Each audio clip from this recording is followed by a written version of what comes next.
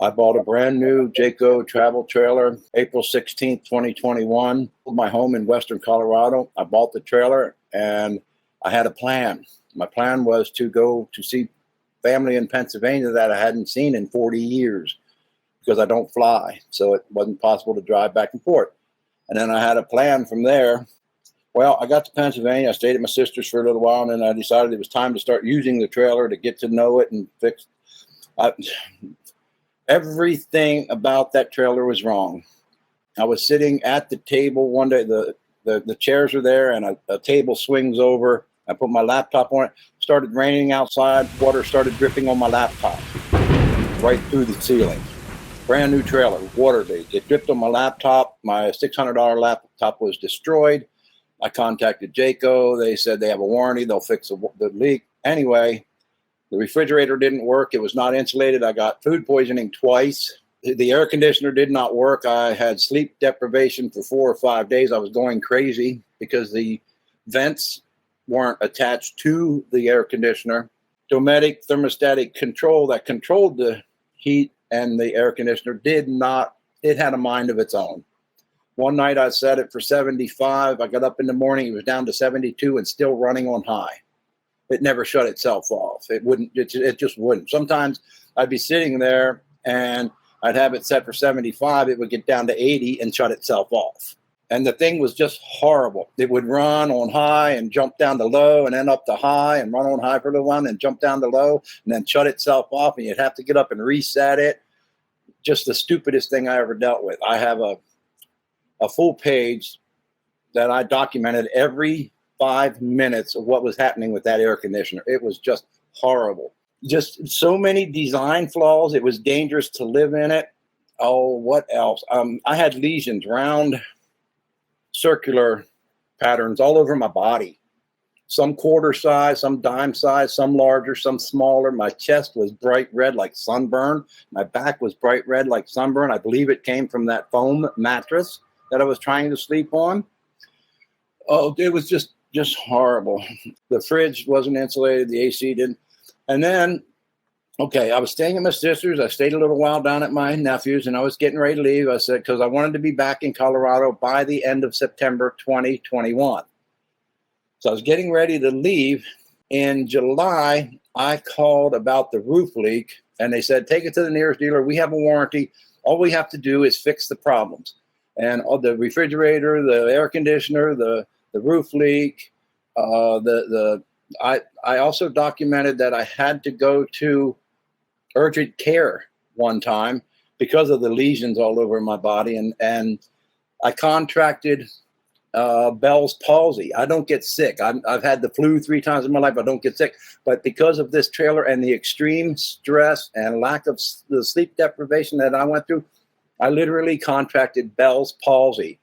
What that does is one side of your face droops, and the right side of my face drooped really bad. My eye was hanging down and watering and dripping. If I tried to drink something, whatever I was drinking would dribble out the side of my mouth. It was horrible. I'd never experienced such a thing in my life.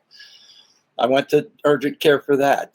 Jayco said, with all the problems, just take it to the nearest service center and we'll fix it. And that's all we have to do at no cost to me. And that's all they have to do. Well, I took it down there. I called them in July.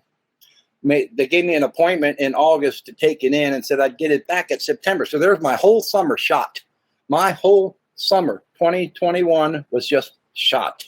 I was 2,000 miles from home. I have nowhere to stay. What am I supposed to do? Get a motel? Jayco offered me nothing. They didn't offer to replace my $600 laptop. They didn't offer to put me up in a motel while I'm stranded.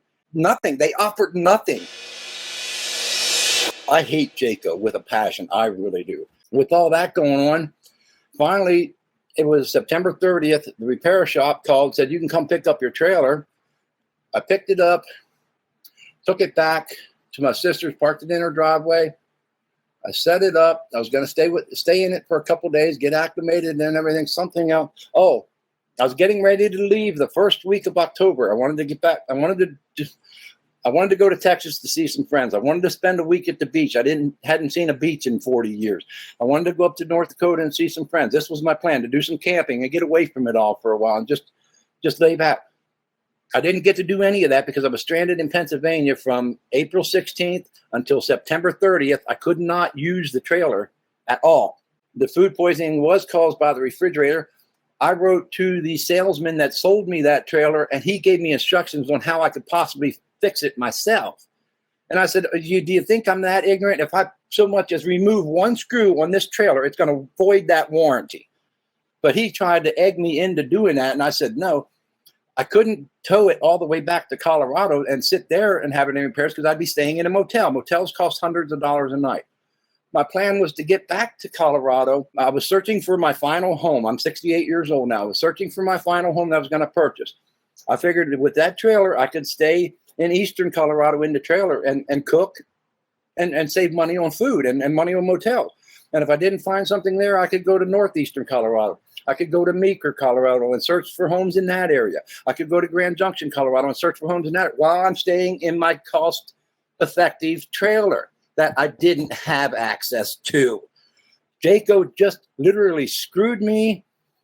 I made 5 timely requests because I read up on the Magnuson-Moss Warranty Act of 1975. I studied it. And it said if I make a timely request for them to take back their junk and refund my full purchase price, they are required to do so. They pretty much made it clear laws don't apply to them because they had a warranty. All they cared about was their warranty. They started accusing me of trying to use the unit as a permanent or temporary residence, which is a violation of their warranty. And that's not what I was doing. I was just getting away. I wanted to go camping. I wanted to get away for a while, do some camping, go see some sights, and then start looking for a property. Also, the warranty says if the unit is taken off-road, it's a violation of the warranty. But the salesman told me and showed me the unit was made for taking off-road. It was built for taking off-road. It had special tires. It was raised higher than most trailers for clearance, not four-wheeling off-road, but, off the beaten path. But it was a violation. Okay, it was built for that, but it's a violation of the warranty. So they violated their own warranty. Jayco is horrible. Jayco is horrible. I lost a lot of money. $32,000 is what it cost me. I'm still stranded in Pennsylvania. I wanted to be back in Colorado by the end of September 2021. So what I did, I had nowhere to stay other than my sister's basement. I couldn't cook there. She's old. She's in her mid-70s. She's old. She doesn't cook. She nibbles all day. And she didn't want me using her kitchen. So I'm staying in her basement. I have to eat out every day, I'm a big guy. I weigh 250. I eat a lot of food. It's expensive. Motels are expensive. So I bought a mobile home to stay in for a short period of time. But anyway, back to the trailer. It was the first week of October. I thought, okay, I can get back to Colorado. I missed out on everything I wanted to do for the summer. I missed out on all that. I can get back to Colorado. Well, I think it was the 3rd of October, I got a safety recall notice in the mail from Jayco. It says the propane regulator is faulty. So that means you can't use the propane. That means no refrigerator because it runs on propane when it's not plugged in. The heater runs on propane. The water heater runs on propane. The stove and oven run on propane. So I couldn't use it. It was dangerous. So I'm stranded again. That was the first week of October. So finally, come February of 2022, I still got this thing sitting there, unusable, brand new. I've had it for 10 months. And Jayco says, well, there's nothing we can do. We're honoring our warranty. We're just waiting for the part. What am I supposed to do? Jayco just literally screwed me and said it's not their problem. And they made it clear they do not care about their consumers or the customers. I saw their website and I saw the dealer in Grand Junction where I lived and went down. I looked at them. I thought, yeah, they look pretty good. They look pretty well built. Come to find out, they are not well built. Not at all. I'll give you an example. I got pictures of it. And the awning is electrical. The awning goes out, for shade if you're sitting outside. The awning goes out. Well, I noticed there was a plastic cap missing. It had fallen in my sister's yard where I was staying. And I thought, well, where does this go to? And I got up on a ladder and I looked up there. The metal channel that holds the awning, the wiring came out and they just laid the wiring over the top of the metal channel. They just laid it there, exposed to the weather, exposed to the sunlight. That insulation won't hold up 2 years. It'll start to deteriorate. It should have had a sleeve over it, and it should have had a grommet run through the metal channel and inside the gosh. But just horrible workmanship, horrible designs. Not only that, the window where the stove is doesn't open. Now, that's one window that should open, because if people camp in the wintertime, it might get a little cold and you're cooking, so you want to open the window by the stove, but you can't do that. So if you need to pull some air in, you got to go across behind the trailer where you sit and open that window. So if somebody's sitting there while you're cooking and you got that window, they got a cold breeze on their neck. Stupid design, because you couldn't open the window by the stove. Also, one night I'm laying in it at my sister's and in her driveway, and somebody knocks at the door. Well, I have to open the door to see who it is. There's no window. Well, what if you're staying out in the country somewhere and there's bears, and there's a bear alert or something, and you hear something outside? Well, you got to open the door to see out. Well, then it's too late, because you can't look out there's no window. Just stupid designs. Not just something really stupid. You open the bathroom door and there's the toilet, and off to the left is the shower, off to the right is the sink and some cabinets. And there at the toilet is a big tall wall, about 3.5 feet wide by about 5 feet tall. There's nothing on it. They could have put a towel bar where you're supposed to hang a towel. Stupid design. Another really stupid design, which I think is dangerous. The refrigerator was built into the slide out. Number one, it's not only dangerous, it's stupid. It was getting near 100 degrees at my sister's house in Pennsylvania. If the refrigerator is incorporated into the unit inside, and you got the air conditioner running, and it's 75 inside, the refrigerator is surrounded by 75-degree air. But if you put it into the slide out and slide the slide out, now you got the refrigerator out in the 100-degree temperatures. Well, it's got to work that much harder. Not only that, it has a propane line going to it.